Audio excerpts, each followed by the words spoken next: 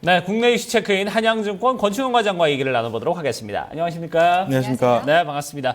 자, 권충원 과장과 오늘 어떤 내용들 얘기를 나눠볼지 이슈부터 먼저 확인해 보도록 하죠. 자, 오늘의 이슈는 상승 모멘텀 부재라는 주제를 가지고 얘기를 나눠보도록 하겠습니다.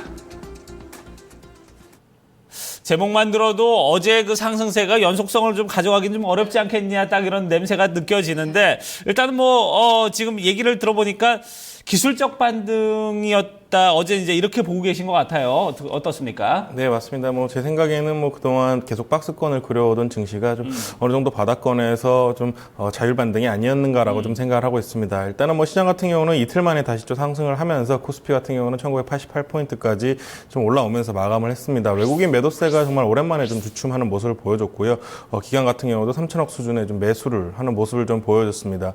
코스닥 같은 경우는 680포인트 선을 복귀하면서 외국인 기관도 순매수를 좀 보여주면서 쌍끌이 매수를 하는 모습을 보여주는데 종목별로는 바이오라든지 화장품, 화학, 은행 또 일부 IT 쪽 아몰레드를 좀 하는 쪽에서 굉장히 좀 상승세가 좋았던 그런 모습을 좀 보여줬습니다. 그리고 또 어제장 같은 경우 특징적으로 굉장히 오랜만에 창 막판까지 시장의 강세가 좀 유지가 되는 그런 모습을 보여줘서 긍정적으로는 볼 수 있겠습니다만 아직까지는 제가 봤을 때는 추가 모멘텀은 좀 없지 않는가라고 좀 생각을 하고 있고요. 투자 심리는 어느 정도 조금씩 녹아는 가고 있다라고 좀 생각을 하고 있습니다.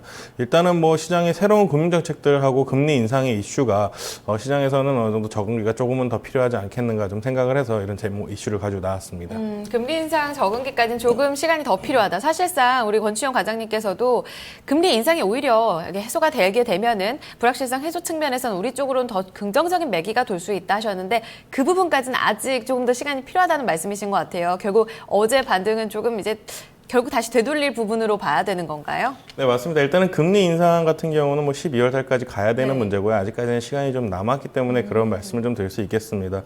그리고 금리 인상에 대해서 좀 논의로 좀 말씀을 드리면 지금 시장에서는 거의 한 60% 넘게 금리 인상을 점치고 있습니다. 12월. 네, 맞습니다. 12월 달에 금리 인상을 점치고 있는데 이 와중에 시장이 굉장히 좀 끈질기게 견디고 있다는 것은 그 이후에도 모멘텀이 굉장히 좋아질 가능성이 많다라고 좀 생각을 하시면 될 것 같아요. 만약에 우려감이 크다면은 벌써부터 매도세가 나오고 좀 굉장히 시장이 크게 하락하는 모습을 보일 텐데 그 정도 수준까지는 아니기 때문에 금리 인상에 대한 이슈는 좀 어느 정도는 괜찮다라고 좀 생각을 하고 있습니다. 일단은 시장 예상을 좀 해보면요. 코스피 같은 경우는 한 2010포인트까지는 추가 반등이 가능하다. 그리고 다만 한 2050선부터는 매물이 굉장히 좀 많이 있습니다. 이 매물을 뚫기 위해서는 좀 어느 정도 긍정적인 뉴스가 나와야 하는데 일단은 제가 봤을 때는 12월 달까지는 긍정적인 뉴스는 크게 있지 않을 것으로 좀 예상이 되고 있습니다. 네. 코스닥 같은 경우도 690포인트 선까지 충분히 반등이 가능하다라고 좀 생각을 하고 있고요. 글로벌 증시 강세 기조를 좀 유지하고 있지만 한국은 또 다시 한번 디커플링을 할 가능성도 적지는 않다라고 좀 생각을 하고 있습니다. 국내 증시가 계속해서 좀 짓눌리고 있는데 활성화 방안이 좀 다른 나라들처럼 나와야 되지 않겠는가 좀 생각을 하고 있고요. 지수 박스권 상단에서는 매도 물량이 좀 출회가 된다라고 좀 생각하시고 시장에 좀 대응을 하시면 될 것 같습니다. 하방 경직성은 충분히 있다라고 좀 말씀드릴 수 있겠고요. 시장 쇼크보다는 제가 봤을 때는 좀 지루한 시장의 연속이 되지 않겠는가 이렇게 좀 생각을 하고 있습니다. 그래요. 그러니까 떨어지는 것도 큰 폭으로 떨어지진 않겠지만 더 이상 좀 오르기도 좀 쉽지 않은 그런 장세가 연출이 될 거다 이렇게 얘기를 해주셨는데 지금 얘기를 들어보면은 이제 글쎄요 어제 바로 이제 단기 급등에 대한 어떤 차익 실현에 대한 매물들이 오늘 당장 이제 출현할 수도 있을 가능성이 좀 높지 않나 하는 생각이 드는데 투자자들 입장에서는 좀 여기서 어떻게 좀 대응을 해야 될까요? 네, 맞습니다. 저 자체도 요새 한 플러스 5%에서 7%가 되면은 너무 매도가 하고 싶어서 굉장히 불안합니다. 왜냐하면 호가 자체가 너무 낮고 거래량이 없기 때문에 지금 못 팔고 또 내일장까지 끌고 가야 되나라는 생각들을 10번, 100번도 하는 것 같아요. 일단은 지수 박스권 상당에서는 매도 관점을 좀 유지하시는 게 좋겠다라고 좀 생각을 하시면 될 것 같고요. 추세를 전환하기까지는 아직까지는 시장이 좀 버거운 모습을 보여주고 있다라고 좀 생각을 하고 있습니다. 투자 심리가 개선이 돼야 하는 모습을 보여줄 것 같고요. 다만 한 가지 좋은 점은 이번 시장이 하락하면서 정말 싼 주식들이 많이 나왔습니다.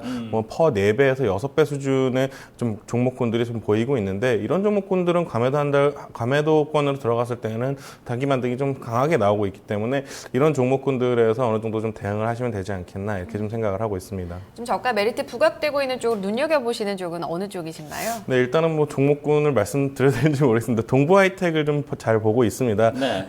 본 종목 같은 경우는 물론 동부 그룹의 리스크가 좀 있긴 합니다. 다만 올해 실적 기준 대비 봤을 때 지금 퍼 한 3.5배에서 거래가 이루어지고 있고요. 어제 같은 경우 한 9%에서 10% 정도 상승을 했기 때문에 조금 올라오긴 했습니다만 아직까지는 뭐 역사적으로 굉장히 밸류에이션이 굉장히 낮은 국면에 있다라고 좀 생각을 하고 있기 때문에 이런 종목군들이 만약에 재차 하락을 한다. 그리고 뭐 수급적으로 좀 단기적으로 안 좋아지는 모습들이 보인다라고 했을 때는 좀 마음 편안하게 가져갈 수 있는 종목이 아니겠는가 좀 생각을 하고 있고요.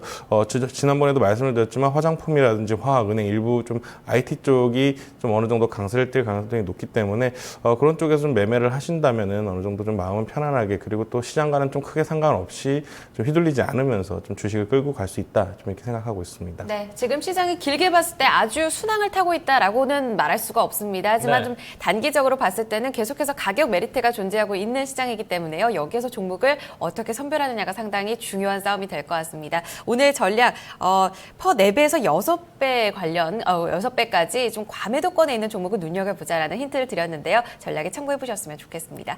오늘 전략 여기까지 듣도록 하겠습니다. 한양증권 권충현 과장과 함께했습니다. 감사합니다. 네, 고맙습니다.